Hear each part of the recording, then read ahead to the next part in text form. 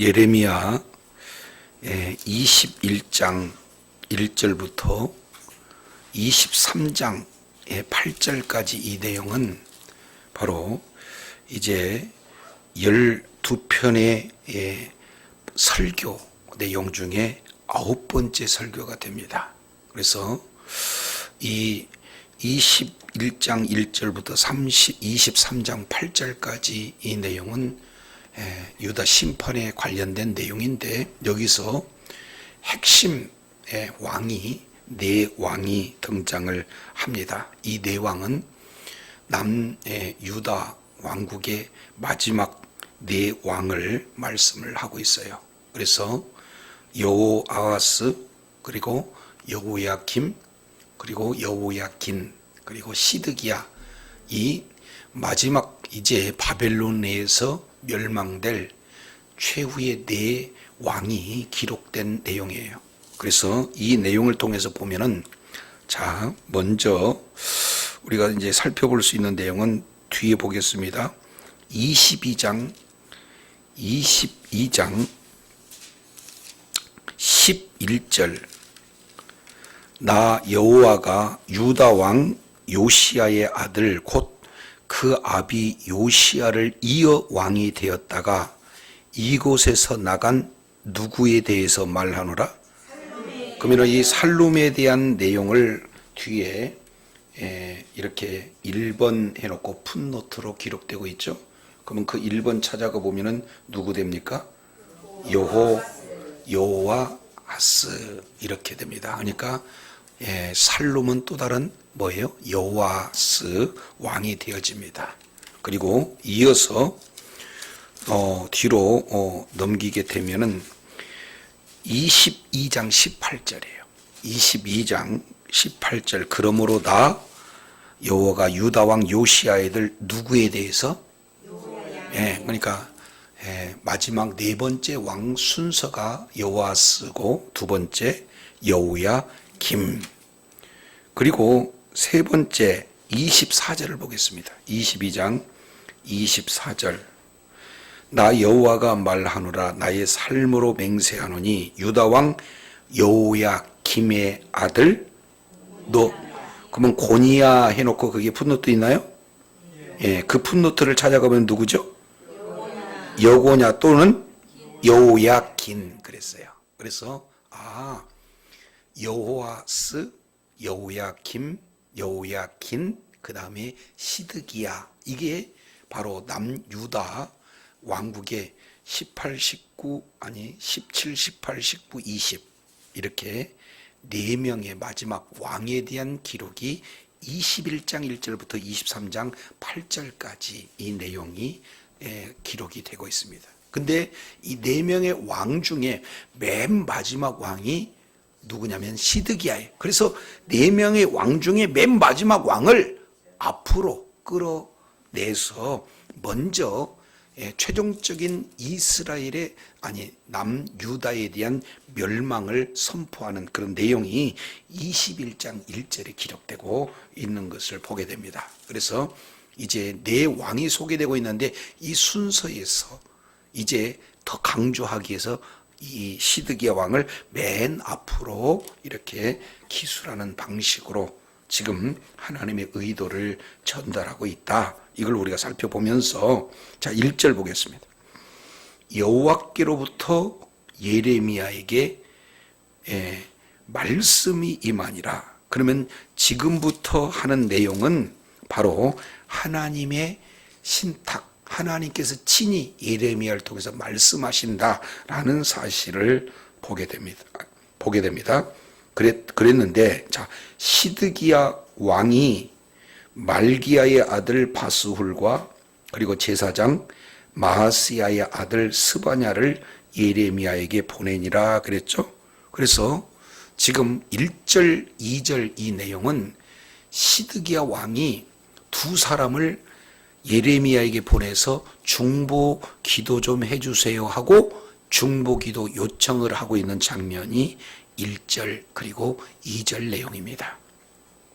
자, 그러면 이제 중보 기도 요청을 받은 뭡니까? 예레미야가 시드기야에게서 그 예언의 말씀이 어떤 내용인가 이것을 전달해 주는 그런 내용이 3절부터 7절까지 기록되고 있어요.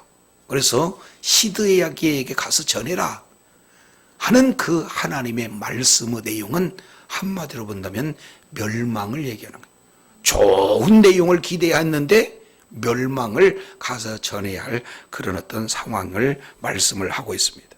자, 그러면서 심판을 명하지만 심판 속에서도 하나님의 은혜, 이 내용이 8절부터 10절까지 말씀하고 있어요. 그러면은 심판 속의 그 은혜는 뭐냐? 여기서 버티지 말고 또는 대항하지 말고 바벨론에 바로 항복해라. 이것이 은혜예요. 그래서 크게 오늘 1절부터 10절까지 내용은 중보 기도를 요청하고 그 중보 기도에 대한 심판 선언 및 바로 항복을 권고하는 내용이 1절에서 10절까지 내용이다라는 사실을 우리가 살펴봅니다. 그러면 이러한 관점에서 좀 더 구체적으로 하나님께서 오늘 우리들에게 어떤 말씀을 하고 계실까? 자, 1절 시드기야 왕이 말기야의 아들 누구? 밧스울. 한 명입니다. 밧스울. 여기서 이 밧스울은 역대상 9장 12절 내용에 근거해 보면은 밧스울은 바로 성전 총감독이었다. 그러니까 성전 총감독하면은 낮은 직분입니까? 높은 직분입니까? 그러니까 아주 귀한 사람을 동원해 가지고 중보 기도 요청을 하고 있는 그런 내용입니다. 자, 두 번째 내용을 봤더니 제사장 마스야의 아들 스바냐. 여기서 스바냐는 스바냐 선지자하고 다른 동명이인입니다. 그래서 이 밧스울은 동명이인이에요. 자, 20장 2절에 보면은 밧스울이 선지자를 예레미야를 때리잖아요. 이 때린 밧스울이 아니에요. 그러니까 밧스울도 두 명 있는데 여기는 또 다른 밧스울. 그리고 스바냐도 동명이인인데 여기는 선지자 스바냐가 아니라 제사장 스바냐. 그러면은 둘 다 당대에 고위층에 있는 그런 존귀한 자들이다. 그래서 시드기야 왕이 존귀한 두 사람을 보내서 예레미야에게 부탁하고 있는 그런 어떤 내용인 거죠. 자, 왜 그러냐면 이 내용을 우리가 시대적인 내용을 보면은 열왕기상 열왕기하 24장, 25장 이 내용을 보면은 잘 알 수 있는데 이 시드기야 왕은 누가 세운 왕이냐면은 바벨론 왕 느부갓네살이 시드기야를 유다 왕으로 세운 거예요. 그러면은 시드기야 왕은 누구에게 사실은 은혜를 입은 겁니까? 그러면 바벨론 왕 느부갓네살한테 은혜를 입었는데 그래도 애국심이 남달리 투철해 가지고 주변국과 연합해서 이제 반 바벨론 세력을 구축할 계획을 딱 갖고 있어요. 그래가지고 바벨론에 이렇게 준비하다가 들켜서 끌려갔다가 풀어줬을 때 그냥 풀어줄 게 한 번만 더 그러면은 혼나 이렇게 해서 뭔가 좀 위협하고 풀어줬을까요? 네, 그것은 열왕기하 24, 25장 이 내용 속에 포함이 됩니다. 그 내용을 우리가 이제 예레미야 선지자를 통해서 이게 시대적인 정황을 우리가 살펴볼 수 있는 내용이에요. 그런데도 불구하고 끝까지 바벨론에 대항하고자 하는 마음이 변치 않아요. 그래서 드디어 이제 느부갓네살 왕이 예루살렘을 이제 이렇게 침략하기 위해서 온 상황이기 때문에 얼마나 다급했겠어요. 그래서 믿음이 없는 시드기야가 예레미야의 그런 마음을 돌리기 위해서 고위층 두 명을 보내가지고는 정중하게 지금 중보기도 좀 해주세요 이렇게 하는 장면이 오늘 읽어본 예레미야 21장 1절 내용이 되겠습니다. 자, 그러면은 이제 중보기도 요청 장면이 2절에 나와 있어요.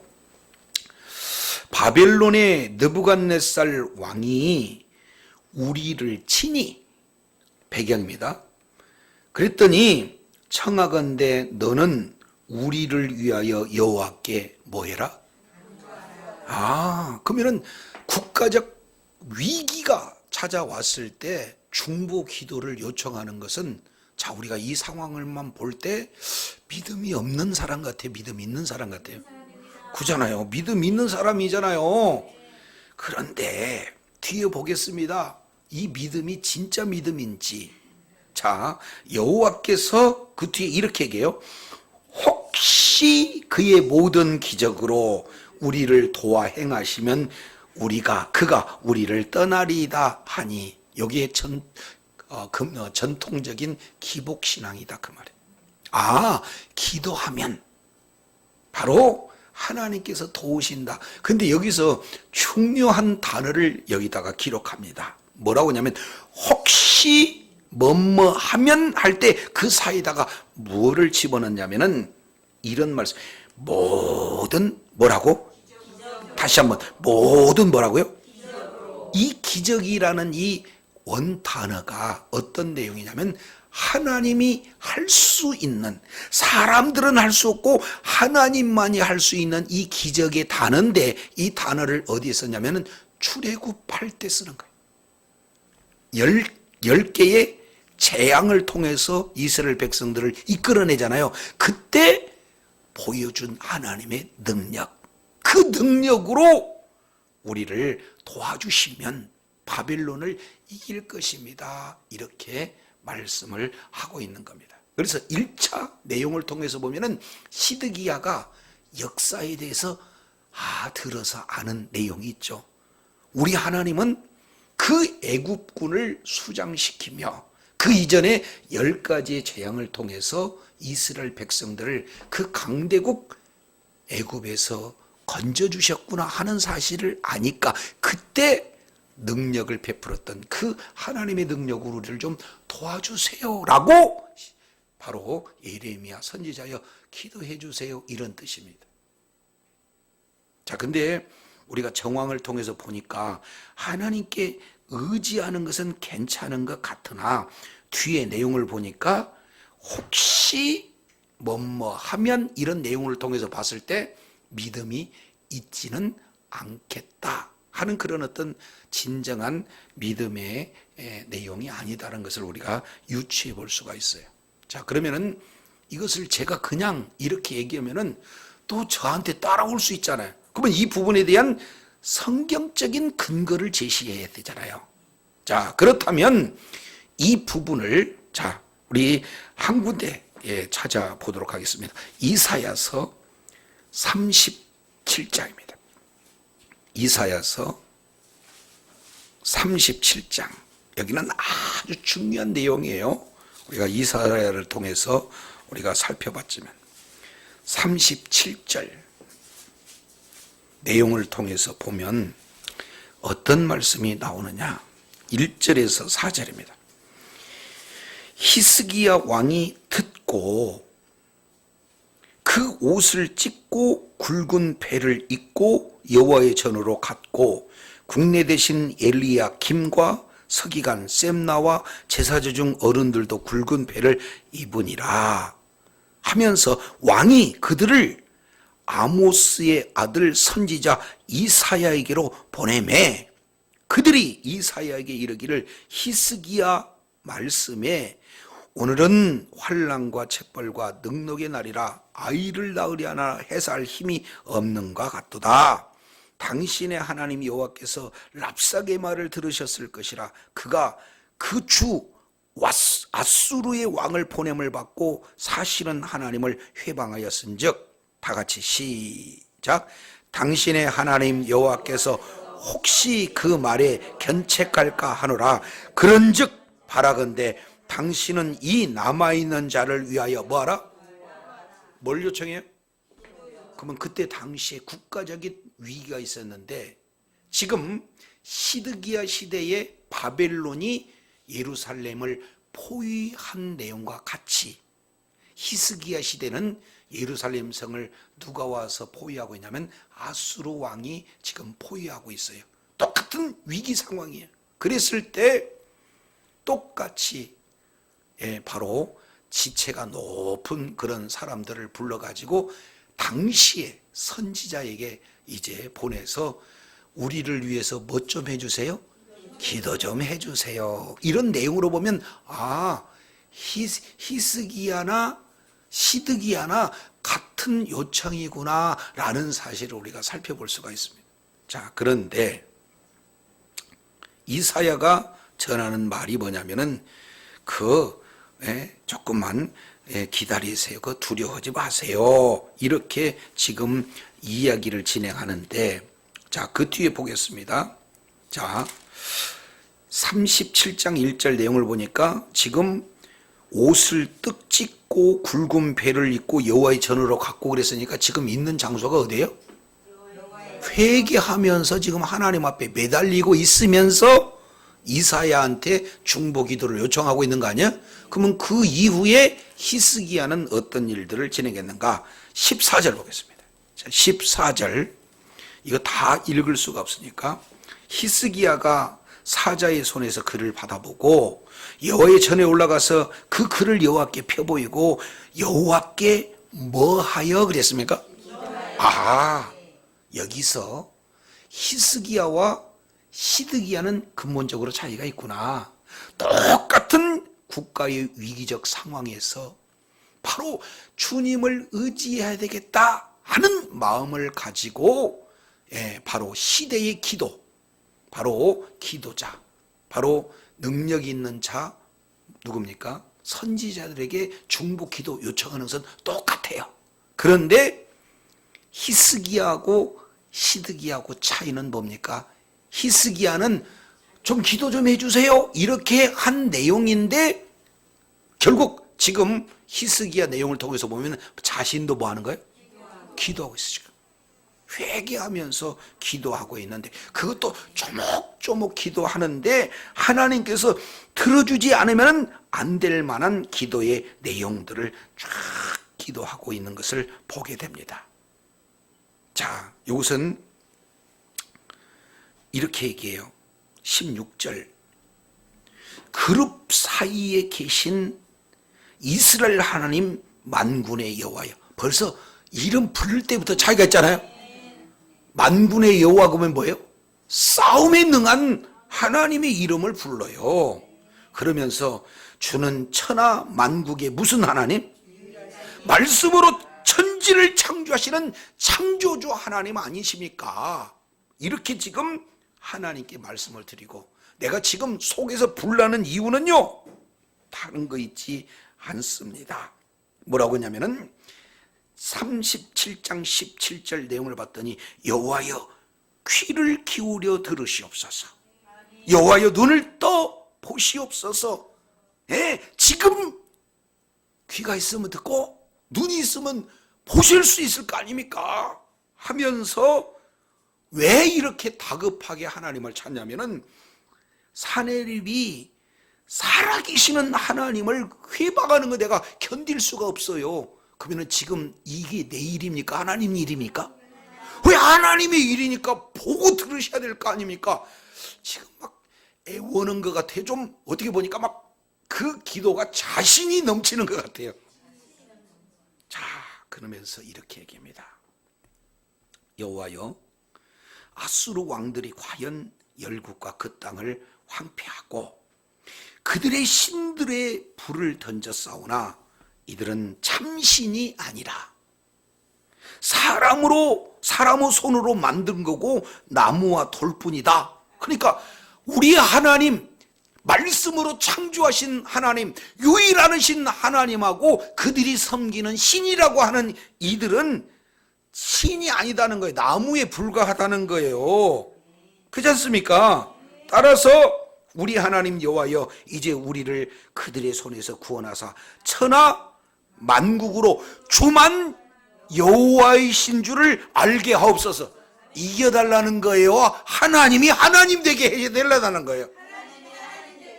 아니 기도가 멋지지 않습니까? 그러면 여기에는 믿음이 없는 것 같아요? 있는 것 같아요? 그럼요. 그래서 이제 자기 자신도 최선을 다해서 살아계신 하나님 앞에 기도해야 되지만 국가적인 중대사에 앞서 당시대에 하나님이 쓰시는 이사야에게 중보 기도하는 것은 마땅하잖아요. 그래서 위기 속에서 중보 기도를 요청하고 또 자신도 겸비해서 하나님 앞에 하나님의 영광을 올리게 하는 그런 기도를 했던 바로 이 우리가 히스기야를 바라봅니다. 그러면은 이 히스기야는 전전에 있는 바로 선 왕의 내용이 되기 때문에 이 시드기야는 이 히스기야에 대해서 알까요, 모를까요? 알아요. 그러니까 애굽도 알고 선대왕 바로 히스기야의 기도를 아니까 듣는 풍어는 있으니 귀한 사람들 보내가지고 뭐 해달라? 그리고 본인은 들어주든지 말든지 위급하니까 이것은 했다 그 말이에요. 이것이 중보 기도 대용. 그렇지 않습니까? 목사님 이것 좀 기도해 주세요 해놓고 목사님은 하나님하고 친하니까 들어줄 줄로 믿습니다 해놓고 안 들어주면은 에이 목사님 능력 없어. 이게 맞는 거예요. 기도는 부탁해놓고 나도 기도해야 맞는 거예요. 그럼요. 우리가 다 함께 이런 주님을 의지하는 자가 복이 있는 자인 줄로 믿습니다.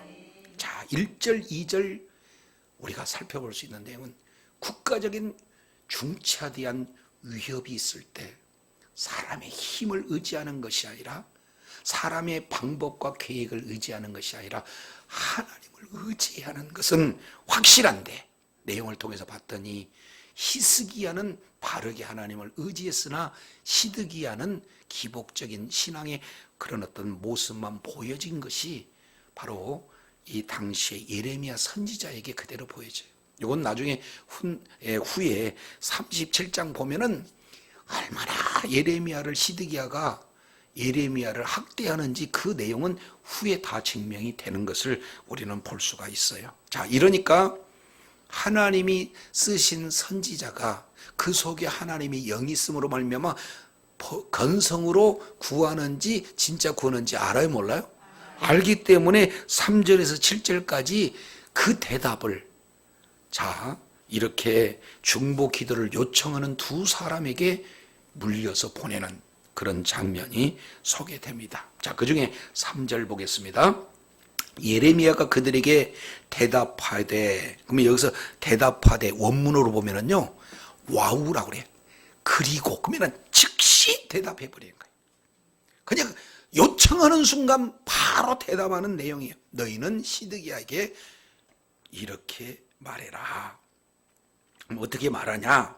자, 이제 4절 우리 다 같이 한번 읽어보겠습니다. 시작. 이스라엘의 하나님 여호와께서 이와 같이 말씀하시되 보라 너희가 성 밖에 바벨론의 왕과 너희를 에워싼 갈대인을 싸우는데 쓰는 너희 손의 무기를 내가 뒤로 돌릴 것이요 그들의 이 성 가운데 모아. 자, 여기서 보면은 여기에 이사야가 잘 쓰는 내용 중에 보라, 왜 힘내라는 단어에 주목해 봐라.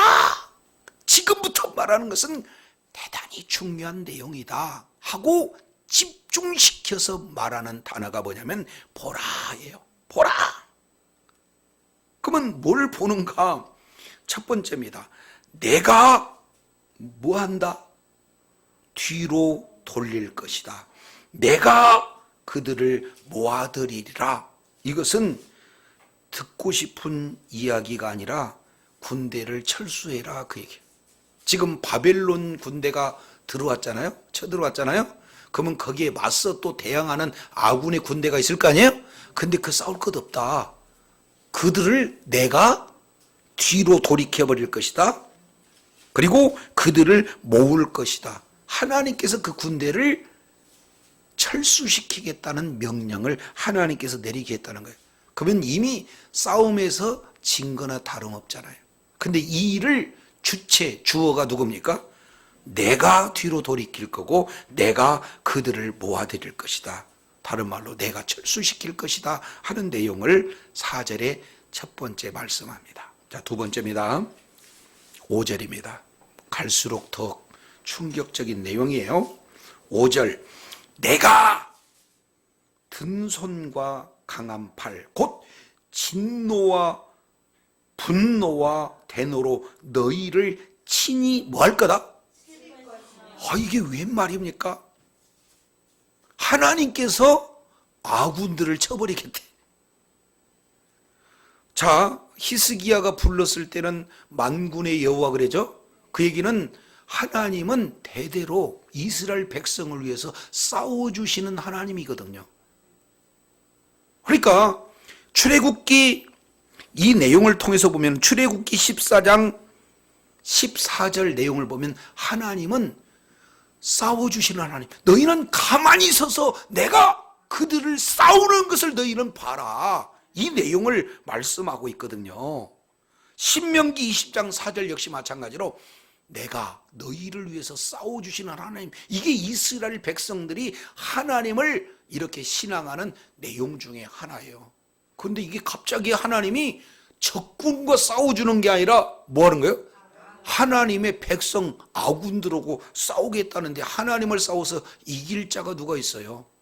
그래서 두 번째 철수를 시키고 그리고 오히려 그 아군들과 내가 싸우겠다 하는 아주 충격적인 내용을 말씀하고 있는데 여기서 보세요.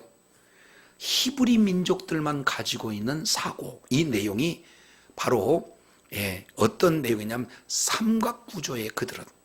그래서 자, 내가 화났다, 진노한다 이런 정도로 얘기를 해도 우리 다 알아듣잖아요.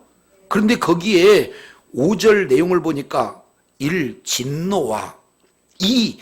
분노와 3. 대노와 같은 내용을 3번 반복하죠. 이것을 삼중진노라고 그래. 우리는 3번 진노했구나. 그게 아니라 3이라는 것은 그들의 완전한 진노를 얘기하는 거예요. 하나님이 얼마나 진노하고 계신 표현을 3번 반복하면서 드러내고 있는 부분을 우리가 보게 됩니다. 그래서 그 진노의 완전한 진노, 그런 어떤 내용으로 돌이킬 수 없는 진노, 그 내용으로 너희들을 뭐 한다? 친다.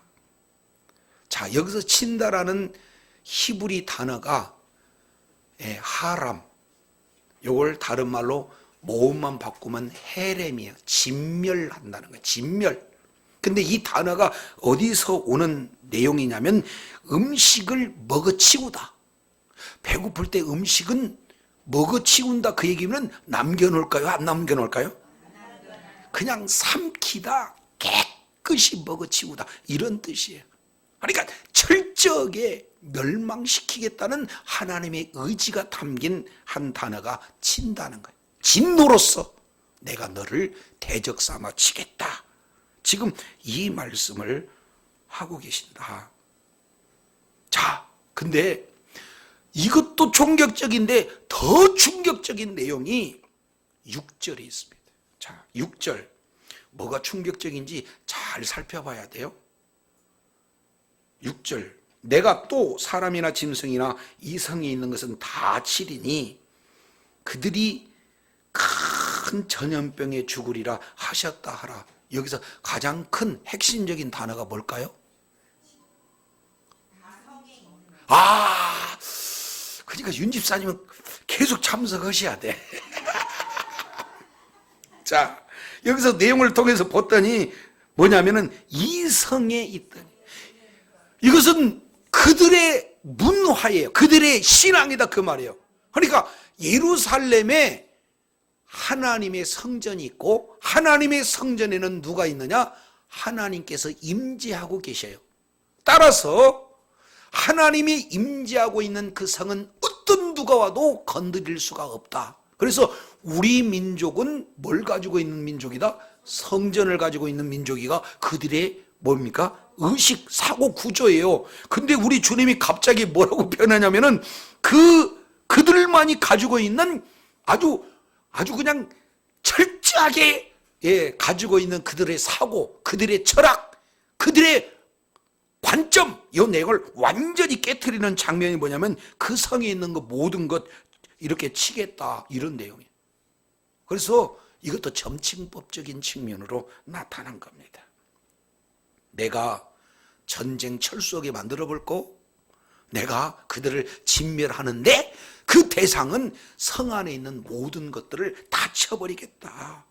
그것도 큰 질병, 전염병을 통해서 아예 죽이겠다 하는 그런 어떤 내용. 그런데 여기서 이제 또 이렇게 봅니다. 자, 3절에 내가 돌이킬 것이다. 4절입니다. 4절에 내가 돌이킬 것이다. 5절에 내가 칠 것이다. 6절에 내가 칠 것이다. 몇 번? 내가 3번 이렇게.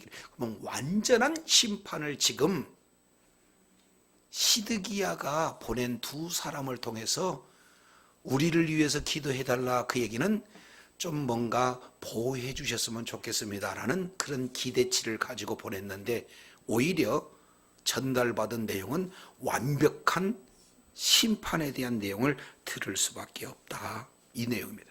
자, 그래서 6절 이 성에 거주하는 1번입니다. 그리고 두 번째 7절 중반절에 보면 이 성읍에서 연병과 칼과 기근 보입니까? 그러면 여기서 이 성읍에서 두 번째 나오죠. 9절입니다. 이 성에 거주하는 자, 세 번째 나옵니다. 그리고 10절 이 성으로 향함은 이 성. 그래서 이 성을 계속해서 네 번씩 강조하고 있는 내용은 그들의 전통적으로 갖고 있는 신앙화된 고정관념 이 자체를 완전히 무너뜨리는 어마어마한 충격적인 내용을 지금 전달하고 있다. 이걸 우리가 보게 돼요. 그것도 세 번씩 내가 치겠다 하는 내용들을 말씀합니다. 자, 그런데 칠 때 우리 하나님의 마음을, 어떤 마음을 가지고 있는가? 7절입니다. 7절 뭐라고 말씀하시냐면 여호와의 말씀이니라. 그 후에 내가 유다의 왕 시드기야와 그의 신하들과 백성과 이 성읍에서 전염병과 칼과 기근의 남은 자를 바벨론의 느부갓네살 왕의 손과 그들의 원수의 손과 그들의 생명을 찾는 자의 손에 넘기리니, 그랬죠? 그러면 남을 사람이 있어요, 없어요? 없어요. 근데 여기서 이렇게 얘기해. 꼭 손과 이것도 몇 번씩 얘기해요? 세 번씩. 손과 손에 붙인다. 전적으로 위임해버리겠다 하는 그런 내용이에요. 여기서 손은요, 모든 권한 자체를 실행하는 그런 어떤 상징이 뭐냐? 손이에요. 그러니까 손으로 액션을 하는 그런 내용이죠. 근데 거기에다가 모든 것을 다 위임해버렸어요, 하나님이. 자, 그러면은 그들이 친대 이스라엘 백성들을 하나님의 도구가 되어서 철저하게 하나님의 분노를 실어가지고 치는 그런 내용인데, 그걸 어떻게 치느냐? 7절 하반절 내용을 봤더니 그가 칼날로 그들을 친다 그랬어요. 전쟁이죠. 근데 칠 때, 자, 손가락. 계속 이게 지금 히브리적 사고가 나오니까 이걸 잘 알아야 돼요. 첫 번째 마음이 뭐냐면 1번 측은히 여기지 아니하며, 2번 긍휼히 여기지 아니하며, 3번 불쌍히 여기지 아니하여. 한마디로 본다면 잔인하고 냉혹하고, 우리로 보면은 바늘로 찔러도 피 한 방울 나오지 않을 만한 그런 아주 냉혹한 군대가 바로 바벨론 군대다. 그래서 측은히도 안 여기고 긍휼히도 안 여기고 불쌍히 여기지도 않고 전혀, 그렇죠, 끄리낌 없이 완전히 죽이는 일에만 몰두하겠다.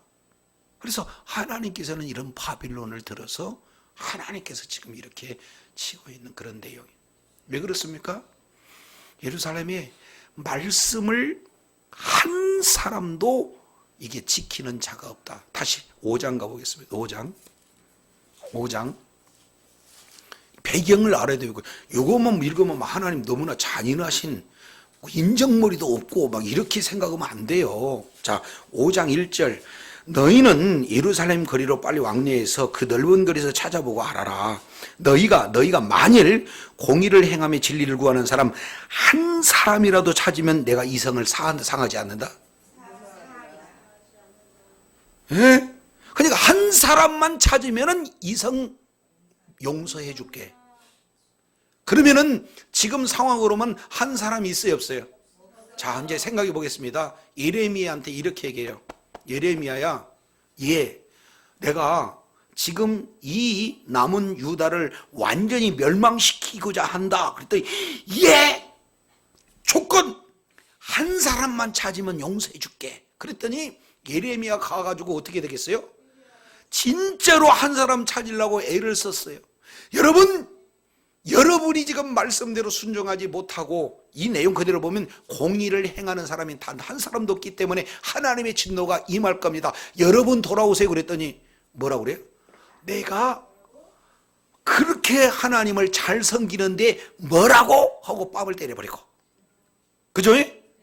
우물에다 갇혀버리고, 이렇게 해서 한 사람도 예레미야의 말을 거들떠보지 않아요. 그래서 지난 시간에 우리가 살펴왔던 내용처럼 예레미야 마음 가운데 봤더니 어떤 내용이 있어요? 가서 갔더니 수치와 모욕이고 여러 가지 얼마나 큰 고통이에요. 그래서 하나님 나 말씀 안 전할래 그랬더니 아예 속에서 불이 나가지고는 견딜 수가 없게 하니까 또 이렇게 전하는 그런 어떤 내용의 예레미야를 우리가 살펴봤잖아요. 자, 이런 상황에서 보니까 하나님께서 얼마나 노하고 계신지 알겠죠? 그래서 지금 느부갓네살을 통해서 이렇게 심판하시겠다, 이런 어떤 내용. 따지고 보면요, 요게 시드기야의 문제일까요? 1번. 우리들의 모습하고 어찌 그렇게 똑같을까요? 2번. 나의 모습을 이렇게 봐야 뭐가 있어요? 소망이 생기는 겁니다. 우리의 이런 완악함과 이런 아주 용서받을 수 없는 죄악으로 찌들는 우리를 위해서 예수님께서 십자가에서 죽으심으로 말미암아 우리들의 모든 죄 문제를 해결해서 그 믿는 믿음조차도 우리에게 주시고 예수 그리스도를 믿는 믿음으로 죄 사함을 해주셨기에 우리가 사는 거지, 히스기야나 그때 당시의 사람들보다 이게 더 했으면 더 했지 덜 할 수 있는 내용이 아니거든요. 그래서 우리 주님은 매일 진노하신다라는 사실을 로마서 1장 18절 이하 내용을 통해서 보면은 매일 우리 주님은 진노하셔요. 경건하지 않는 자와 경건하지 않는 일들을 향해서 진노하셨다. 그런데 화목제로 이 땅에 오신 예수 그리스도께서 하나님과 우리의 사이에 가로막힌 모든 죄 문제를 해결하심으로 말미암아 이제 진노가 변해서 하나님의 긍휼과 사랑으로 완전히 하나님의 자녀로 회복시켜 주신 분이 바로 주님이신 줄로 믿습니다. 자, 이제 이렇게 가서 전해라, 이렇게 얘기를 했어요. 자, 그러면서 우리 하나님께서는 심판이 절대 목적이 아닙니다. 심판을 하면 빨리 심판하지 못하게 심판한다고 이렇게 얘기할까요? 그러면서 우리 하나님의 심판 속에 주신 은혜가 있어요. 그게 8절입니다. 자, 8절 이런 말씀을 하십니다. 여호와께서 말씀하시기를 보라. 그러면 보라 그러면 어떻게 지금부터 집중해서 나는 이 말을 하고 싶다라고 지금 말씀하고 있는 거예요. 그러면 대상이 누굽니까? 8절 보니까 내가 너희 앞에 생명과 사망의 길을 너희 앞에 두었다. 너는 이 누구에게 전해라? 그럼요. 왕은 안 들어. 그러니까 이제 누구에게 전해라? 백성이. 그래서 이렇게 얘기해. 앞에는 두 길이 놓였다. 생명의 길과 무슨 길? 사망의 길. 이것을 심판 중에 내리시는 하나님의 은혜예요. 다 멸망 선포하지만 이제는 그 멸망하면 소망이 없잖아요. 근데 그 멸망 속에서도 소망을 주시는 하나님의 은혜. 그러면서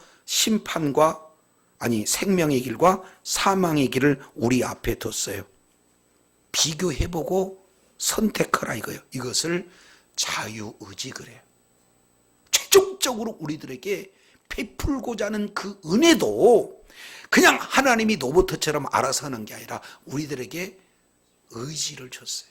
그래서 우리가 이제 이런 자유의지를 진행할 때 중요한 것은요, 책임이 따른다는 거예요.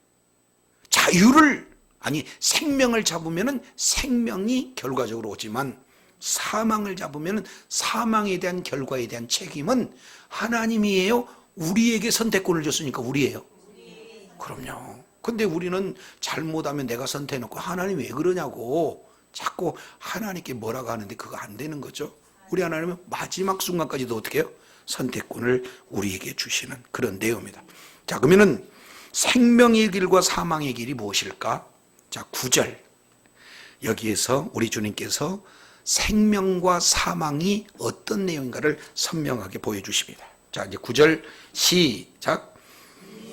이 성읍에 사는 자는 칼과 기근과 전염병에 죽으려니와 너희를 애워싼 갈대아인에게 나가서 항복하는 자는 살 것이나 그의 목숨은 전리품과 같이. 그러면 겨우 목숨만은 살아. 항복하면. 자, 그래서 이 항복하는 이 내용 때문에 이거 시간 없어서 나중에 이 37장에 다 나옵니다. 항복하라고 했다고 예레미야는 매국노라고 계속 밀어붙인 자가 시드기야. 얼마나 이 항복해라는 내용 때문에 시달린 줄 몰라요, 예레미야가 시드기야에게. 그런데 우리 주님은 진짜 예레미야를 통해서 살 길은 뭐냐? 항복해라. 다시 뭐라고요? 이거 굉장히 중요해요. 자, 이게 종교와 기독교의 차이입니다. 자, 아담 이후에 우리는 아예 죄의 씨로 태어난 내용이기 때문에 우리가 죄를 짓는 건 지극히 당연해. 왜? 죄의 씨에서 태어났기 때문에. 사과 나무를 심으면 사과 열매가 열리는 것은 당연한 것처럼 우리 자체가 죄인이기 때문에 죄의 열매를 맺는 것은 지극히 당연한 일이다, 그 말이에요. 그것이 죄를 져라는 얘기 아니라 어쩔 수 없이 죄를 지을 수밖에 없고 그 죄의 값으로 우리가 사망에 이를 수밖에 없는 그런 존재라는 것을 말씀을 드리는 거예요. 그러면은 이런 저 죄인인 저와 여러분을 훈련시켜서 될까요? 노력한다고 될까요? 종교는 하나님 없이도 내가 어떻게 선하게 살고 또 많은 사람들에게 베풀고 뭔가 수양하고 그러면은 뭔가 인간적인 본질이 회복되겠지. 이것이 전부 다 종교예요. 그런데 기독교는 안 돼요. 훈련해도 안 돼요. 노력해도 안 돼요. 참선해도 안 돼요. 그러면 이유는 딱 하나 뭐예요? 죽이는 것밖에 없어. 죽이는 것. 그래서 저와 여러분은 예수 그리스도의 십자가에서 예수님이 십자가에 달리실 때 예수님만 죽으시는 것이 아니라 우리도 함께 옛 죄악의 성품이 죽는 내용인 줄로 믿습니다. 그리고 나서 하나님의 의가, 예수님의 의가 우리들에게 왔을 때 그것을 우리는 새 생명 그래요. 그러면은 이미 이스라엘 백성들은 다 죄악으로 가득 차 있는 상태이니까 이걸 조금 뭔가 좀 잘 쓰다듬고 좀 고치고 이렇게 해서 회복될 것 같아요? 아니, 그러니까 우리 주님은 어떻게 알아요? 차라리 어디를 가라?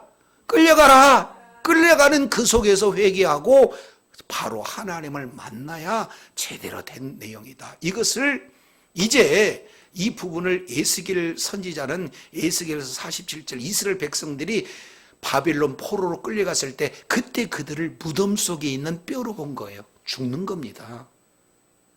그래서 이제 이것은 훈련해도 안 되고 뭐예요? 죽여야 되기에 우리 하나님께서 살 수 있는 유일한 방법은 항복하는 거다. 여기서 남아있다고 바둥거려봐야 안 된다. 이 내용을 정확하게 말씀을 하고 있는 거죠. 그러면 한번 생각해 보세요. 항복한다라는 것이 매국노인가? 아니면 하나님이 항복하라고 하는 그 말씀에 순종하는 건가? 그럼요. 그러니까 항복하는 그 자체는 항복이 정당화될 수는 없고, 항복하라는 하나님의 말씀에 순종하기 때문에 그 자는 말씀에 순종함으로 사는 자가 된 줄로 믿습니다. 이걸 우리들에게 지금 보여주고 계시는 거예요. 그 이유를 10절에 이렇게 기록하고 있죠. 여호와 말씀이니라 내가 나의 얼굴을 이 성읍으로 향함은, 그러면 하나님의 얼굴을 향한다, 그 얘기는 이스라엘 백성들의 의식 속에는 축복이에요. 이게 민수기서 6장 24절 25절 26절 그들은 너무나 잘 알고 있잖아요. 그러니까 하나님이 이 성읍으로 향함은 너희 복을 기대하지 아니야. 복이 아니라 뭐다?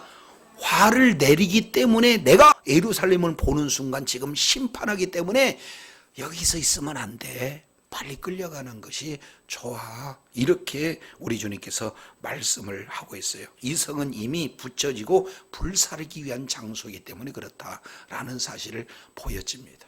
저도 여러분도 이제 하나님의 말씀에 불순종하게 되면 가나안 땅에 있는 사람들이 죄악이 가득 참으로 말미암아 가나안 땅에서 살지 못하고 캐내어졌듯이, 우리 역시 마찬가지로 가나안 땅에 이제 이스라엘 백성들 마치 가나안 땅에 살되 말씀에 불순종해서 죄악으로 가득 차면 그들 역시 가나안 백성들이 이제 가나안 땅에 살지 못하고 쫓겨난 것과 똑같이 이스라엘 백성이다 할지라도 그들도 가나안 땅에서 캐져 나가야 된다는 것을 말씀하고 있어요. 저도 여러분도 이제 하나님의 말씀에 불순종하면은 아예 캐내져 가지고는 예수 생명 없는 게 아니에요. 저와 여러분은 하나님의 은혜로 예수 믿는 믿음을 가진 자에게는 성령님이 우리 안에 내주하기 때문에 들어갔다 나갔다는 게 아니죠. 그러면 여기서는 뭐가 결정되냐면은 징계가 결정이 되는 거죠. 이 땅에 살면서 예수는 믿는다고는 하지만 어렵고 힘든 일들이 앞길에 확 놓여져 있는 그런 내용이 이렇게 소개되고 있습니다. 오늘 내용을 통해서 보면은 이제 저와 여러분이 정말로 항복하고, 오직 살 길은 바로 주의 말씀에 순종하는 길이다. 그것이 때로는 항복하라 하는 것에 말씀에 순종할 수 있고, 우리가 힘든 일들을 하지 못하는 것에도 이렇게 순종하라 할 때도 그것이 바로 우리 하나님께서 복을 내리시는, 생명을 거둘 수 있는, 생명을 온전히 유지할 수 있는 내용인 줄로 믿습니다. 지금처럼 이제 코로나 바이러스, 우한 폐렴, 이런 어떤 내용들이 창궐하고 있는 이때에 저와 여러분이 이제 정말로 무슨 독을 마실지라도 해를 받지 않는 그런 하나님의 약속의 말씀을 우리가 꼭 믿고 어떤 상황 속에서도 있는 그 자리에서 주님을 신뢰하고 최선을 다해야 될지로 믿습니다. 그러나 인간적으로 손도 열심히 씻고 마스크도 하고 이런 노력도 우리가 게을리해서는 안 되죠. 그러나 그것이 지켜주는 건 아니에요. 하나님의 말씀이 지킨 줄로 믿습니다. 우리들의 생과 사는 다 하나님의 주권 안에 있어요. 손 안에 있어요. 그래서 세상 환경 두려보는 게 아니라 하나님이 주신 믿는 믿음으로 가고 담대히 가되 정말로 지혜롭게 생활하면서 말씀에 순종하는 그런 삶이야말로 오늘 내용을 통해서 봤더니 사는 길인 줄로 믿습니다. 주님 오시는 그날까지 어떤 형태로든지 하나님의 말씀에 붙들리고 그 말씀 속에 있는 그 생명을 소유해서 그 생명이 나에게 점점 확산되어지고 그 생명이 가정으로, 지역으로, 나라로, 세계로 이렇게 확장되는데 존귀하게 쓰임받는 축복의 자녀들, 능력의 자녀들이 다 되시기를 예수 이름으로 축원합니다. 기도하겠습니다. 하나님 아버지 감사합니다. 말씀을 통해서 살펴보았더니 정말로 희스기야는 이제 하나님의 말씀을 믿고 말씀에서 떠난 그 상태에 회개하고 어떻게 하면 언약의 말씀을 바로 지켜야 될까 하는 그 내용보다도 오히려 기복적으로 기도하면 되겠지 하는 그냥 단순한 그런 내용을 가지고 이제 예레미야를 대할 때 예레미야는 이제 반드시 7이라는 것을 3번씩 진노도 3번, 긍휼하지 않는 것도 3번 완전한 심판을 선언하지만 우리 하나님께서 사랑이시기에 심판이 목적이 아니라 그 심판 속에서 주시는 그 은혜, 생명의 길도 사망의 길도 너희 앞에 놓였으니 너희가 생명을 붙잡는 것은 하나님의 말씀에 순종하는 길, 바로 항복하는 길이 곧 말씀에 순종하는 길에 이 일을 택해서 살라라 하는 말씀을 우리가 살펴보면서 하나님 심판이 목적이 아니라 한 영혼이라도 바로 회개하여 주님의 품으로 올 수 있고 그것이 바로 생명을 이제 소유하는 바로 예수 그리스도를 믿는 믿음을 끝까지 견고하게 간직하는 것이 바로 우리의 살 길임을 다시 한번 말씀을 통해서 일깨워 주신 것 감사합니다.